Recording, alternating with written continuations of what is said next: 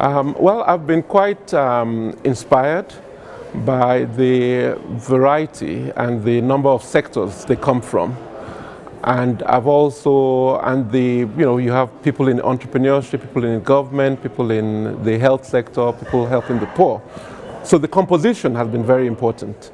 One of the challenges that I often will look at when I look at leadership in the current world is that I look at it at three levels. At the first level is the level in which people are concerned with status and entitlement. At the next level is what I call the level of love and service. And at the third level is what I call both charity and sacrifice. I look in the area of innovation. Innovation is a very difficult thing to do, and it needs a lot of courage and creativity.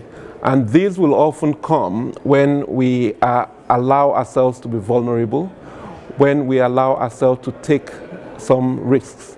And so it's really at the level of what I've called both charity and sacrifice that we begin to find innovation. So I have seen, as I talk to a number of the emerging leaders, a number of them at these different levels, by and far. And so part of what I feel is very important is how we can help to nurture a set of leaders that can move up to the level of what I've called both charity and sacrifice. These are very important skills, and how I came to it is that in order to have a concern about one's city or one's region, one has to extend one's concern beyond the self, beyond the family, and into the community. And that takes a lot of courage, because you might feel, oh, I don't have enough to feed my family. How can I expand myself beyond the family? So there's a sense in which, out of poverty, most people tend to pull inwards, that there's scarcity. But really, one of the key things that is important for innovation is a spirit of generosity.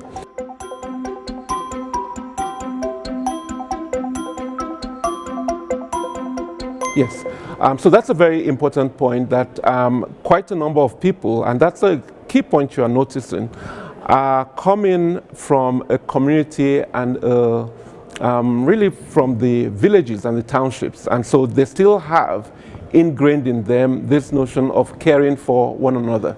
And I should note that one of the founders of the Intel in the US was really grew up in more or less rural America, where some of these ideas of working in a group was still prevalent. So when they decided to leave Shockley Labs, they felt it was better to live as a group rather than individually.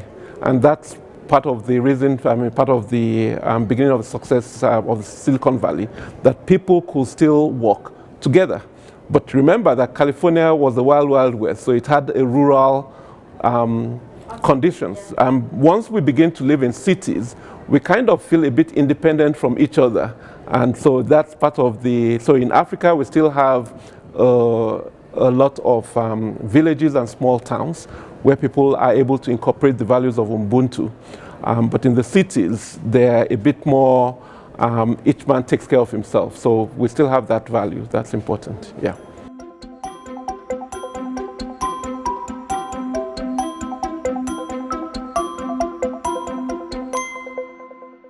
Okay, so this metaphor of a plantation and a rainforest was advanced by two venture capitalists who worked in the US, Victor Huang and Craig Horowitz.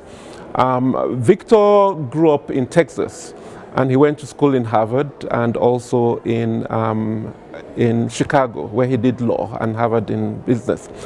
And he had never been to California.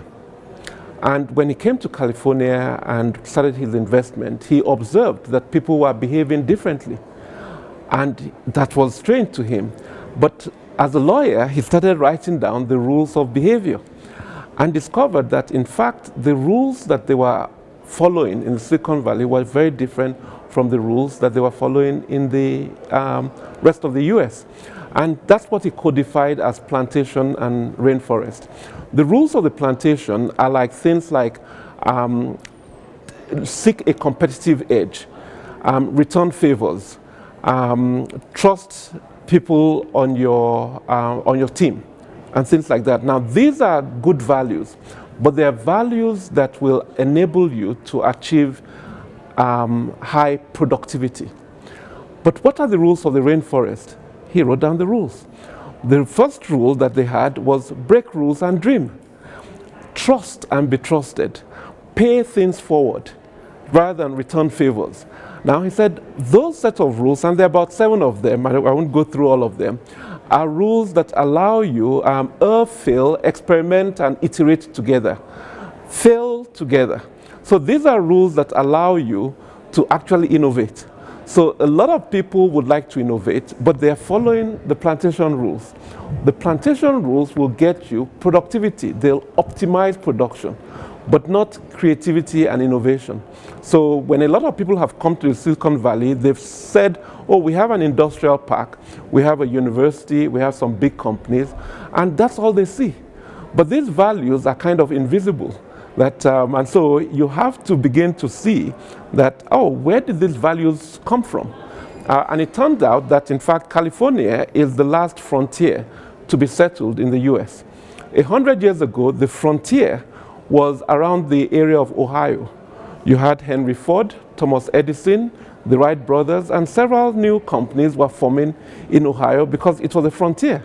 Now, why is the frontier important? Well, in a frontier, it's pretty dangerous. And so we have to work together.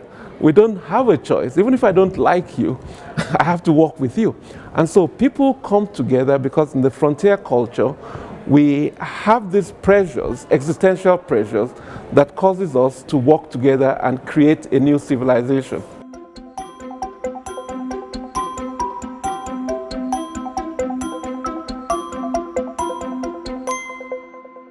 So it's a reminder.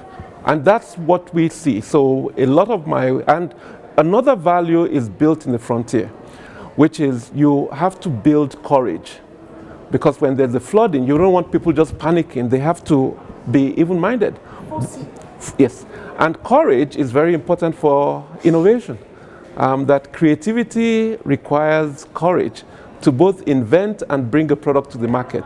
So a frontier naturally creates some of these human characteristics that, and those are the values that I talk about, but the value depends on the land. So if you have a child that since growing up, I protect the child and give it all its needs, then it doesn't develop courage. To develop courage, you must face danger. So some people say, I'm very courageous. And I say, what's the danger you faced? How did you get this courage? And so we know that characteristics of human depends on our experience.